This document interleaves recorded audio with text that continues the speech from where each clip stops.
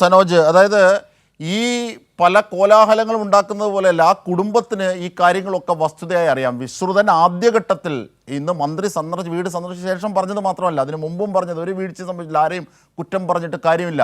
കാരണം ആ അപകടത്തെ സംബന്ധിച്ച് അദ്ദേഹത്തിന് അറിയാവുന്ന കാര്യങ്ങൾ മറ്റുള്ളവർ രാഷ്ട്രീയാതീതമായി ഇതിനെ ഉപയോഗിക്കാനാണ് ശ്രമിച്ചത്. പക്ഷേ ആ കുടുംബത്തിന് അതല്ലല്ലോ, അവർ കൃത്യമായി കാര്യം പറഞ്ഞു. ഇപ്പോഴും വിശ്രുതൻ പറയുന്ന കാര്യം അത് തന്നെയാണ്. മന്ത്രി പോയതിനു ശേഷം വിശ്രുതൻ പറഞ്ഞ കാര്യങ്ങളും അതുമായി ചേർത്ത് വെക്കുന്നതാണ്. ഒരു വൈരുദ്ധ്യവുമില്ല. ആദ്യം മുതൽ തന്നെ വിശ്രുതൻ്റെ നിലപാട് ഇത് തന്നെയായിരുന്നു, കുടുംബത്തിൻ്റെയും.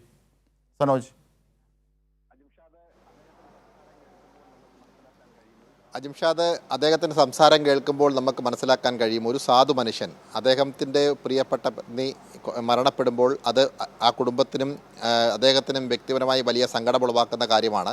ആദ്യഘട്ടം മുതൽ അദ്ദേഹം സത്യസന്ധമായ രീതിയിലാണ് കാര്യങ്ങൾ അവതരിപ്പിച്ചത്. കാരണം ആദ്യം തന്നെ അദ്ദേഹം പറഞ്ഞിരുന്നു, ഈ അപകടം നടന്ന ഇടത്തേക്ക് വാഹനങ്ങൾ എത്താൻ സൗകര്യമുണ്ടായിരുന്നില്ല, അതിൻ്റെ ഒരു തടസ്സം മാത്രമാണ് നേരിട്ടത്, അല്ലാതെ രക്ഷാപ്രവർത്തനം വൈകിപ്പിച്ചില്ല എന്ന് അദ്ദേഹം അന്ന് തന്നെ ആദ്യം വ്യക്തമാക്കിയിരുന്നു. പിന്നീട് ചില മാധ്യമങ്ങൾ കുത്തിത്തിരിപ്പിൻ്റെ ഭാഗമായി അദ്ദേഹത്തോട് പലതരത്തിലുള്ള ചോദ്യങ്ങൾ പല വിധത്തിൽ ആവർത്തിച്ച് ചോദിച്ചുവെങ്കിലും അദ്ദേഹം അത്തരത്തിൽ വിട്ട് ഒരു കാര്യങ്ങളും പറഞ്ഞില്ല.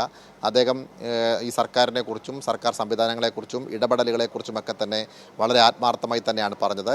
ഏതായാലും ആ കുടുംബത്തിൻ്റെ വേദനകളും ഒപ്പം തന്നെ ആശങ്കകളും മനസ്സിലാക്കിയാണ് സർക്കാർ മുന്നോട്ട് പോകുന്നത്. അതിൻ്റെ അടിസ്ഥാനത്തിലാണ് മെഡിക്കൽ കോളേജിൽ ഇങ്ങനെ ഒരു അപകടമുണ്ടായപ്പോൾ ആ കുടുംബത്തെ ചേർത്ത് പിടിക്കുക എന്ന ഉത്തരവാദിത്തം സർക്കാർ ഏറ്റെടുക്കുന്നത്. അതിൻ്റെ അടിസ്ഥാനത്തിൽ ഉചിതമായ തീരുമാനങ്ങൾ ഇന്ന് പ്രധാനമായും അവർ ഉന്നയിച്ച ഒരു പ്രധാനപ്പെട്ട കാര്യം മകളുടെ ചികിത്സയുമായി ബന്ധപ്പെട്ടുകൊണ്ടുള്ള കാര്യം.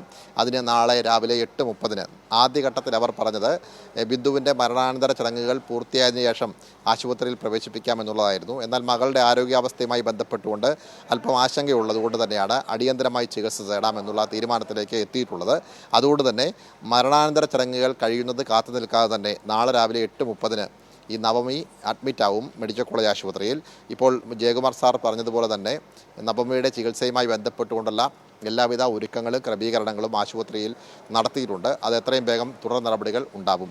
ഒപ്പം തന്നെ അവരുടെ മകൻ്റെ ജോലിയുമായി ബന്ധപ്പെട്ടുകൊണ്ടുള്ള കാര്യങ്ങൾ മന്ത്രിക്ക് മുന്നിൽ അവതരിപ്പിച്ചു.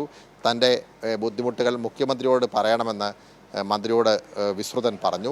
അതെല്ലാം കേട്ട മന്ത്രി ഈ കാര്യങ്ങളൊക്കെ തന്നെ മുഖ്യമന്ത്രിയെ അറിയിക്കുമെന്നും സർക്കാർ ഉചിതമായ തീരുമാനം കൈക്കൊള്ളുമെന്നും തങ്ങളുടെ കുടുംബത്തിനൊപ്പമാണ് സർക്കാർ ഉള്ളത് എന്നും മന്ത്രി ആ കുടുംബത്തെ അറിയിച്ചിട്ടുണ്ട്. അജിംഷാദ്.